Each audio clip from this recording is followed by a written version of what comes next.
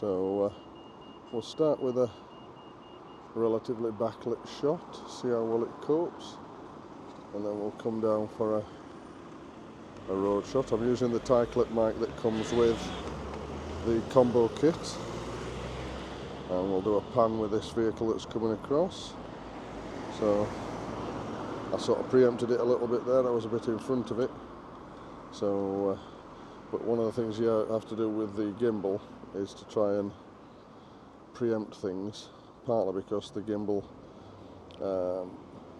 like a lot of these things, it has a following speed, and there's a limit to how fast it can react, and if you actually outpace it, it thinks you're it tries to compensate,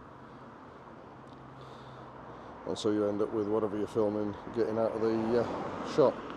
I'll follow this sports car if I can. That was better, that sort of stayed in the middle of the shot a bit better. Be interested to see what the sound's like. We'll go back up for another.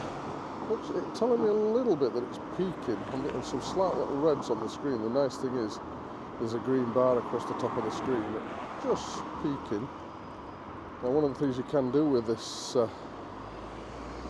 microphone, you can set it on 32-bit, which means it's actually impossible for it to peak.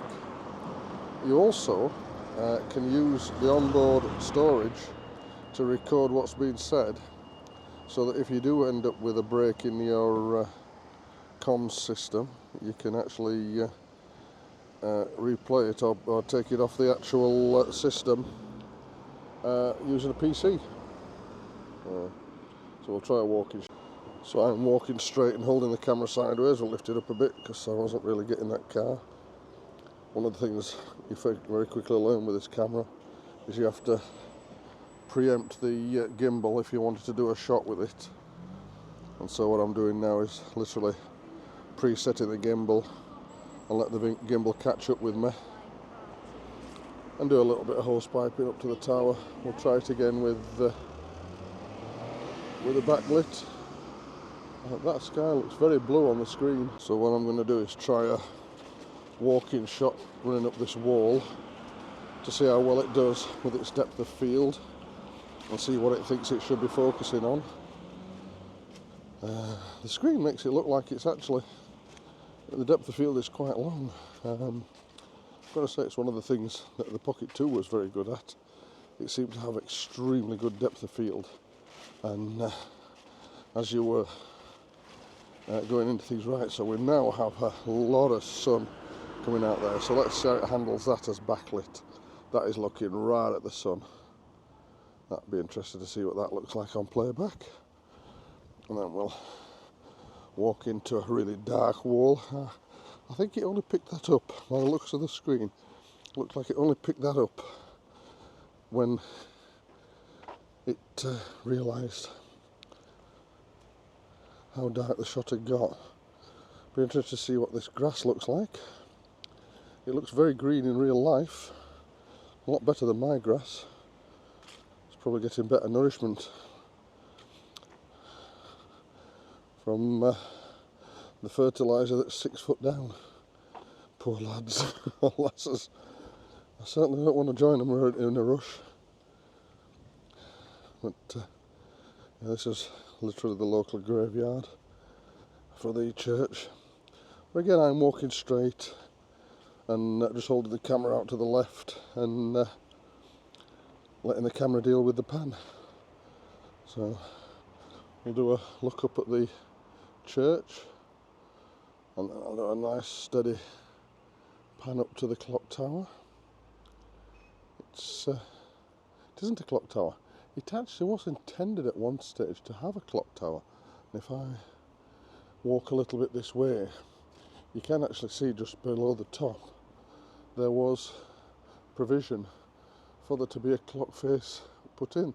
It does have a full set of bells in the top, and Monday nights they ring the bells, which is quite interesting because we get serenaded every Monday by the campanologists. But the clock was never allowed because literally across the road, if I can see it between the trees, is the clock tower, or Linley Clock Tower as it's always now known.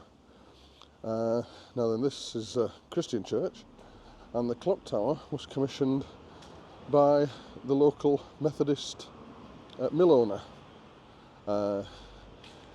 I don't know just how much petrolage there was in there with regard to trying to stop the Christians having a clock, or whether he couldn't wait and he wanted his workers to be able to be on time. Genuinely don't know. So I'm trying to get as close in as I absolutely dare. You can see at that point we start to lose as definition, so about 100mm seems to be as close as you can get, and then I can't alter the shadow, unfortunately. It's just the time of the day for the sun.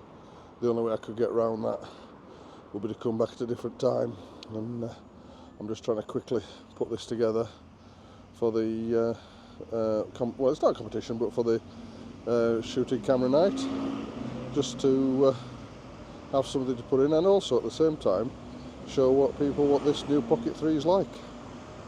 So this is second to last shot. I'll just do a little pan up there to the sign, and then we'll walk forward, or to the I suppose it's an angel. We'll walk forward a bit and slightly improve the shot there to level it all out. It's leveled out a bit too far. So if I was doing it properly, I would have go back and get that shot again. But it is editing camera, so those are the rules. And it does tell you that this tower was erected in 1902 for the local native, for people of his local inhabitants of his native village. Yeah, editing camera, can't go back and redo it. It's alright. Right, so last shot for those of you who've got itchy feet. I've fitted the wide-angle lens now, which is literally just a clip-on lens. There are other lenses available, but they don't come in the combi kit, and that gives you an idea of what it considers to be the wide-angle lens. It does take it a bit wider and allows you to get a lot more in the shot. If I'm sort of looking down the road, we're getting quite a bit now. It's interesting to see how much it distorts them. It's also interesting to see where I stood at the side of the road, how much noise I get of the traffic, because I'm not really speaking up higher than I normally do to actually talk to this radio mic, and so it will be interesting. And so we'll slide up and we'll end up with one last nice big shot of the clock tower. It does look like it's leaning. I wonder if that's a factor of the lens. Interesting.